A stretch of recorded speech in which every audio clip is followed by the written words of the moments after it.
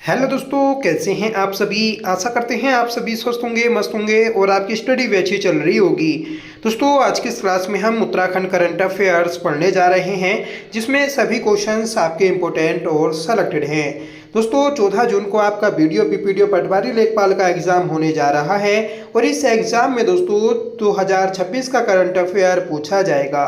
तो जिन लोगों का 14 जून को एग्जाम है तो वह इस क्लास को लास्ट तक जरूर देखें, क्योंकि आपके एग्जाम के पॉइंट ऑफ व्यू से आज की क्लास इंपॉर्टेंट रहने वाली है।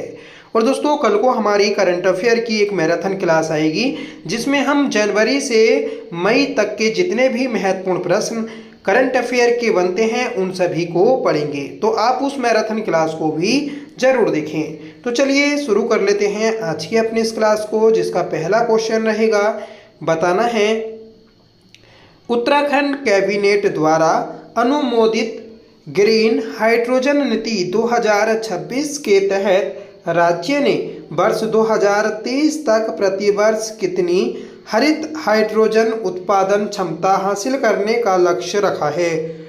सही आंसर बन जाएगा ऑप्शन बी 100 किलो टन।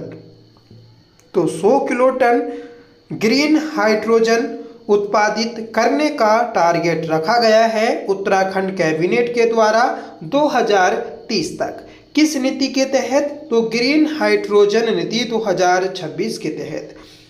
देखिए, उत्तराखंड सरकार के द्वारा अनुमोदित ग्रीन हाइड्रोजन नीति 2026 के तहत राज्य ने वर्ष 2030 तक प्रतिवर्ष 100 किलो टन हरित हाइड्रोजन उत्पादन क्षमता हासिल करने का लक्ष्य रखा है। इस नीति का उद्देश्य राज्य के विशाल जल विद्युत संसाधनों का उपयोग करके स्वच्छ ऊर्जा को बढ़ावा देना है। आगे बढ़ेंगे और बताना है, हाल ही में उत्तराखंड के ओली में शीतकालीन विंटर कॉर्नवेल और राष्ट्रीय स्कीइंग चैंपियनशिप 2026 का उद्घाटन किसने किया? सही आंसर बन जाएगा ऑप्शन बी सतपाल महाराज ने। तो सतपाल महाराज के द्वारा दोस्तों शीतकालीन विंटर कॉर्नवेल और राष्ट्रीय स्कीइंग चैंपियनशिप 2026 का उद्घाटन किया गया। उत्तराखंड के पर्यटन मंत्री हैं सतपाल महाराज और इन्हीं के द्वारा ओली में शीतकालीन विंटर कॉर्नवेल और राष्ट्रीय स्कीइंग चैंपियनशिप का उद्घाटन किया गया था। इस 4 दिवसीय कार्यक्रम का आयोजन 13 से 16 फरवरी 2026 तक चमोली जिले के ओली में किया गया था। चैंपियनशिप में कुल 17 टीमें और 300 से अधिक खिलाड़ी ने हिस्सा लिया, जिसमें भारतीय सेना और आईटीबीपी की टीमें भी शामिल हैं। प्रतियोगिताओं में अल्पाइन स्कीइंग, ओवरडिंग और स्कीइंग माउंटेनियरिंग शामिल हैं। ठीक है। कार्यक्रम का आयोजन गढ़वाल मंडल विकास निगम द्वारा किया गया, जिसमें आईटीबीपी तकनीकी सहायता और आपातकालीन सेवा प्रदान कर रहा है। ओली 2500 से 3050 मीटर की ऊंचाई पर स्थित भारत का प्रमुख स्कीइंग स्थल है।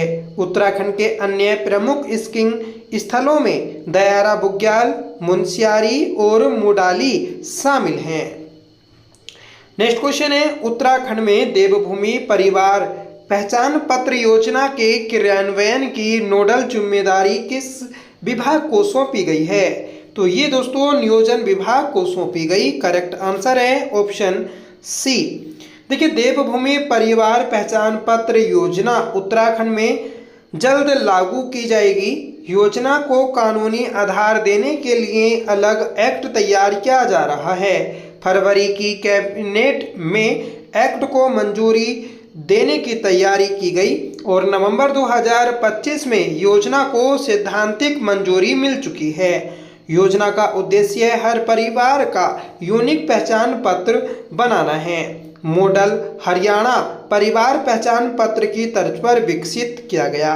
ठीक है। तो याद रखिएगा कि ये जो आपका पहचान पत्र योजना है तो ये हरियाणा के मॉडल पर आधारित है। नियोजन विभाग को योजना की नोडल जिम्मेदारी सौंपी गई। लक्ष्य मार्च 2026 तक पूरे प्रदेश में योजना लागू करना है। योजना से सरकारी योजनाओं की मॉनिटरिंग बेहतर होगी। आगे बढ़ेंगे कि उत्तराखंड सरकार की नई पहल के तहत पहले चरण में किन 3 पर्वतीय निकायों को स्मार्ट सिटी की तर्ज पर विकसित करने की मंजूरी दी गई। करेक्ट आंसर बन जाएगा ऑप्शन बी, पिथौरागढ़, उत्तरकाशी और गैरसैंण। तो इन तीनों को दोस्तों स्मार्ट सिटी की तर्ज पर विकसित करने की मंजूरी दी गई है। उत्तराखंड सरकार ने प्रदेश के पर्वतीय क्षेत्रों में स्मार्ट सिटी की तर्ज पर विकसित करने की अभिनव पहल शुरू की है। मुख्यमंत्री पुष्कर सिंह धामी ने पहले चरण में लिप्त निकायों के समग्र विकास को मंजूरी दी है, जिसमें पहला है नगर निगम पिथौरागढ़, दूसरा है नगर पालिका परिषद वाड़ाहाट उत्तरकाशी और तीसरा है दोस्तों नगर पंचायत गैरसैंण। नेक्स्ट क्वेश्चन है कि देश में पहली बार सहकारी समितियों के कंप्यूटरीकरण की शुरुआत किस राज्य में हुई है? तो ये हुई है दोस्तों हमारे उत्तराखंड में। करेक्ट आंसर है ऑप्शन सी। तो देश में पहली बार दोस्तों सहकारी समितियों की जो कंप्यूटरिंग शुरू हुई तो उत्तराखंड में हुई है। ठीक है, तो देश में पहली बार प्राथमिक कृषि ऋण सहकारी समितियों के कंप्यूटरीकरण की शुरुआत उत्तराखंड में हुई। उत्तराखंड की सभी 671 सहकारी समितियां पूरी तरह से डिजिटल प्रणाली से जुड़ चुकी हैं। उत्तराखंड की 95 विकास खंडों में एकीकृत सामूहिक सहकारी खेती का मॉडल लॉन्च किया गया था। नेक्स्ट क्वेश्चन है कि हाल ही में किस जिले में 3,300 करोड़ की लागत वाली शारदा रिवर कॉरिडोर परियोजना का शिलान्यास किया गया? तो ये किया गया है दोस्तों आपका चंपावत में। सही आंसर है ऑप्शन बी। तो चंपावत में 3,300 करोड़ की लागत वाली शारदा रिवर कॉरिडोर परियोजना का शिलान्यास किया गया। मुख्यमंत्री पुष्कर सिंह धामी ने चंपावत जिले के टनकपुर में शारदा रिवर कॉरिडोर परियोजना की आधारशिला रखी। इस खंड में शारदा नदी कॉरिडोर परियोजना के लिए 3,300 करोड़ के निवेश का विवरण दिया गया। यह नदी के किनारे कुल 200 किलोमीटर की लंबाई को कवर करता है। इस परियोजना का उद्देश्य इस क्षेत्र को एक पर्यटन स्थल में बदलना है, जिसमें राफ्टिंग, पैराग्लाइडिंग जैसे साहसिक खेल शामिल होंगे। इस पहल में चूका स्थल पर एक हेलीपैड और बहुस्तरीय पार्किंग का निर्माण भी शामिल है। अगला प्रश्न है कि उत्तराखंड के मुख्यमंत्री पुष्कर सिंह धामी ने हाल ही में किस अंतर्राष्ट्रीय महिला बॉडी बिल्डर को उल्लेखनीय उपलब्धियों के लिए सम्मानित किया?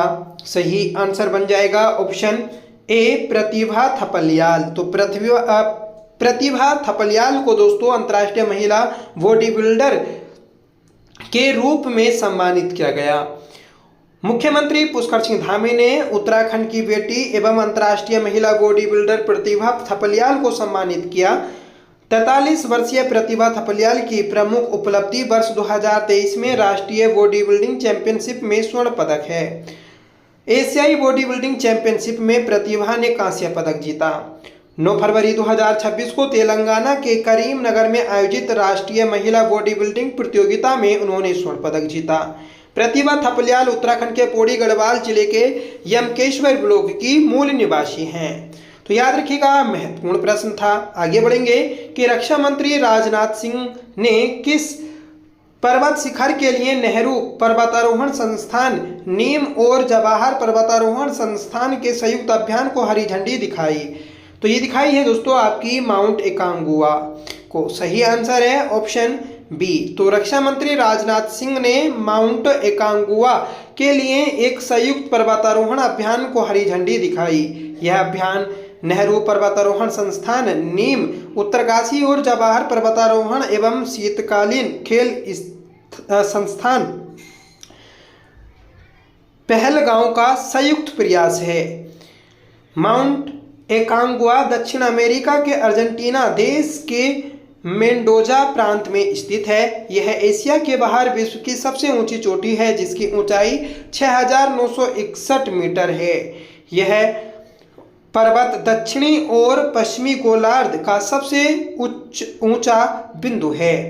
इस 6 सदस्यीय दल का नेतृत्व नीम के प्रधानाचार्य कर्नल हेमचंद्र सिंह द्वारा किया गया। एकांगुआ विश्व की सबसे लंबी पर्वत श्रृंखला एंडीज का हिस्सा है। यह दुनिया के 7 महाद्वीपों की 7 सबसे ऊंची चोटियों यानी 7 समिट्स में शामिल है। इसकी उत्पत्ति नाजका प्लेट के दक्षिण अमेरिका प्लेट के नीचे दबने की प्रक्रिया से हुई है। नेक्स्ट क्वेश्चन है कि हाल ही में उत्तराखंड के मुख्यमंत्री पुष्कर सिंह धामी द्वारा शुरू की गई मुख्यमंत्री एकल महिला स्वरोजगार योजना के तहत परियोजना लागत पर कितना प्रतिशत अनुदान प्रदान किया जाएगा? तो दोस्तों ये आपका 75% अनुदान प्रदान किया जाएगा। ऑप्शन बी करेक्ट आंसर हो जाएगा और इसमें अधिकतम राशि रहेगी 1.5 लाख रुपए। ठीक है, देखिए मुख्यमंत्री पुष्कर सिंह धामी ने देहरादून में मुख्यमंत्री आवास पर मुख्यमंत्री एकल महिला स्वरोजगार योजना का शुभारंभ किया। इस योजना का क्रियान्वयन महिला सशक्तिकरण एवं बाल विकास विभाग द्वारा किया जा रहा है। इसमें परियोजना लागत 2 लाख तक है और सरकार का अनुदान 75% या अधिकतम 1.5 लाख रुपए है। ठीक है, लाभार्थी का योगदान स्वयं या ऋण बैंक से 25% धनराशि रहेगी। ठीक है, पात्रता कौन होगा?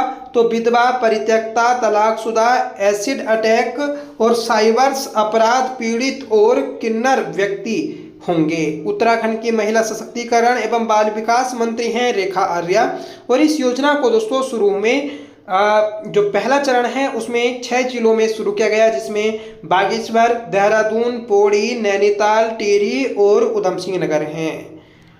नेक्स्ट क्वेश्चन है कि मुख्यमंत्री आर्चरी चैंपियनशिप ट्रॉफी 2025-26 का आयोजन उत्तराखंड के किस शहर में किया गया?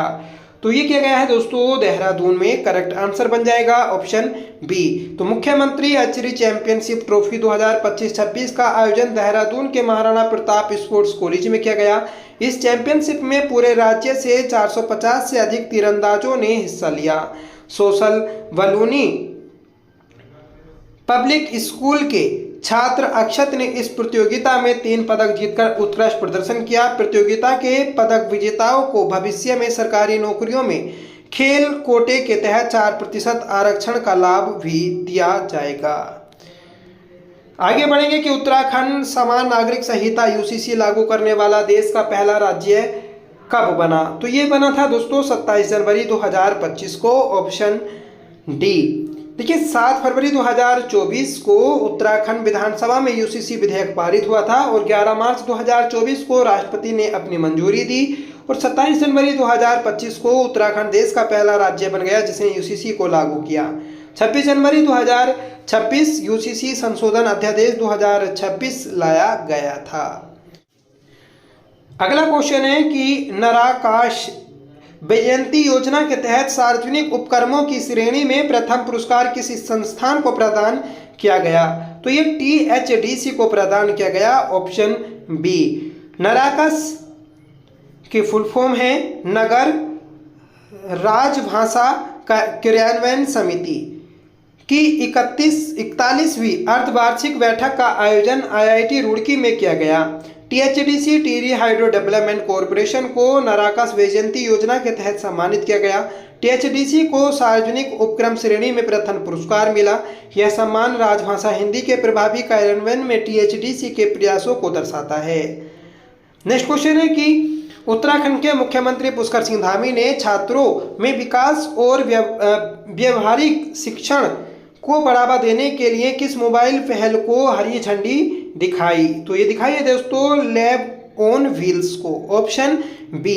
देखिए उत्तराखंड के मुख्यमंत्री पुष्कर सिंह धामी ने देहरादून स्थित मुख्यमंत्री शिविर कार्यालय से लैब ऑन व्हील्स को हरी झंडी दिखाकर रवाना किया। यह मोबाइल लैब इन्फोसिस स्प्रिंगवुड के सहयोग से संचालित की जाएगी।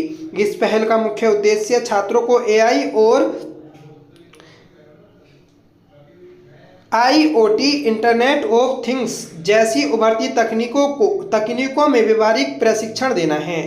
अगले 5 वर्षों तक यह लैब राज्य भर के विभिन्न शैक्षणिक संस्थानों की यात्रा करेगी और छात्रों को वैश्विक अवसरों से जोड़ेगी। इस लैब के माध्यम से छात्र कोडिंग और विभिन्न विज्ञान प्रयोगों को वर्चुअल और व्यवहारिक माध्यम से सीख सकेंगे। अगला प्रश्न है कि विंग्स इंडिया 2026 में best states of promotion of aviation ecosystem का प्रतिष्ठित सम्मान किस राज्य को प्रदान किया गया? तो ये उत्तराखंड को प्रदान किया गया है। Option C. देखिए, हैदराबाद के बेगमपेट हवाई अड्डे पर आयोजित अंतर्राष्ट्रीय विमानन सम्मेलन एवं प्रदर्शनी विंग्स इंडिया 2026 में उत्तराखंड को best state of promotion of aviation ecosystem के प्रतिष्ठित सम्मान से नवाजा गया था।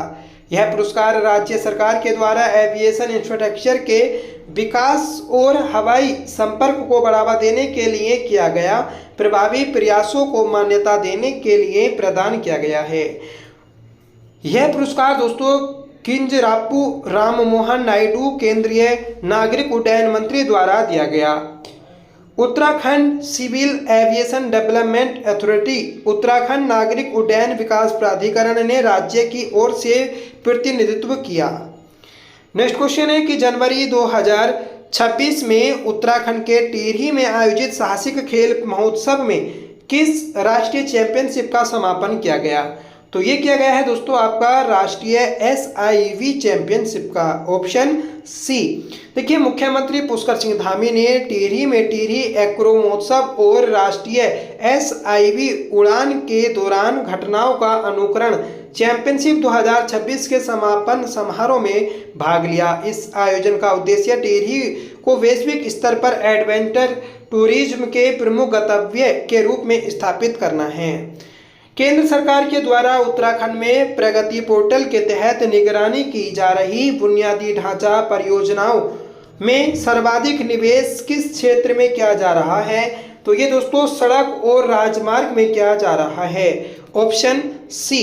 ठीक है, देखिए, उत्तराखंड के केंद्र सरकार के द्वारा कुल 42 बड़ी बुनियादी ढांचा परियोजनाएं संचालित की जा रही हैं, जिसमें से कुल 3.5 लाख करोड़ रुपए का निवेश हो रहा है। ठीक है, याद रखिएगा, वर्तमान में 19 सड़क परियोजना प्रगति पर हैं और चार पूरी हो चुकी हैं। प्रमुख परियोजनाओं में चार धाम सड़क परियोजना और दिल्ली देहरादून एक्सप्रेसवे शामिल हैं।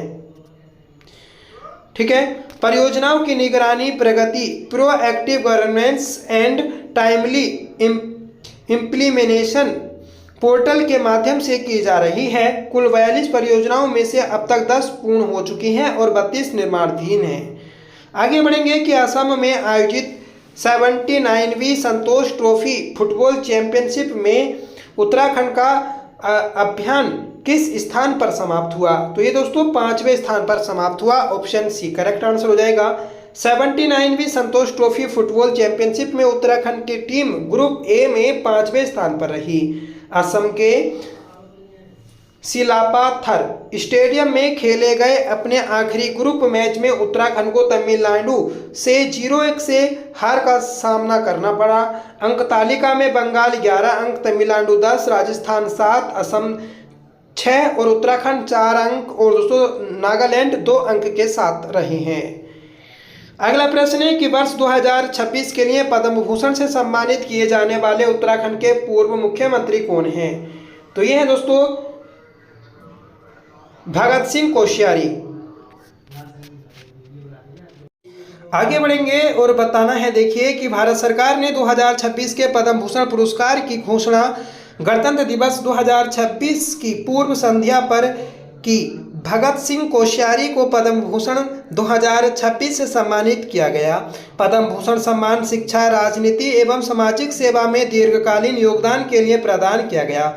जन्म इनका 17 जून 1942 को नामती चेताबगढ़ बागेश्वर उत्तराखंड में हुआ और उत्तराखंड के दूसरे मुख्यमंत्री भी रहे, जिनका कार्यकाल 30 अक्टूबर 2001 से 1 मार्च 2002 तक रहा। नेक्स्ट क्वेश्चन है कि गणतंत्र दिवस 2026 के अवसर पर उत्तराखंड राज्य से कुल कितने अधिकारी और कर्मचारी वीरता व सेवा पदकों से सम्मानित किए गए? तो दोस्तों 12 जो कर्मचारी और अधिकारी थे तो सम्मानित किए गए हैं। रिपब्लिक डे 2026 देश भर के पुलिस, अग्निशमन, होमगार्ड, सिविल डिफेंस एवं सुधारात्मक सेवा के कुल 982 कर्मियों को पदक प्रदान किए गए। उत्तराखंड राज्य में 12 अधिकारी एवं कर्मचारी वीरता एवं सेवा पदकों से सम्मानित किए गए हैं। अगला प्रश्न है कि लेह लद्दाख में आयोजित 6वें खेलो इंडिया विंटर गेम्स में उत्तराखंड के किस खिलाड़ी ने फिगर स्केटिंग के नोविस वर्ग में स्वर्ण पदक जीता? तो ये जीता है दोस्तों आदर्श सिंह रावत ने, ऑप्शन बी। ठीक है, तो याद रखिएगा, इंपॉर्टेंट है कि नोविस वर्ग में स्वर्ण पदक किसने जीता? तो आदर्श सिंह रावत ने जीता है। 6वें खेलो इंडिया विंटर गेम्स का आयोजन 20 से 26 जनवरी तक लेह लद्दाख के एनडीएस नवांग दोरजे स्टोवदान स्टेडियम में किया गया। इस प्रतियोगिता का आयोजन युवा कल्याण एवं खेल मंत्रालय भारत सरकार के तत्वाधान में किया गया था। उत्तराखंड के आदर्श सिंह रावत ने फिगर स्केटिंग बालक नोविस वर्ग में स्वर्ण पदक हासिल किया। खेलो इंडिया विंटर गेम्स के इतिहास में पहली बार फिगर स्केटिंग प्रतिस्पर्धाओं को शामिल किया गया था। फिगर स्केटिंग एक आकर्षक शीतकालीन खेल है जिसमें एथलीट विशेष जूते पहनकर बर्फ की सतह पर कलात्मक अंदाज में स्केटिंग करता है।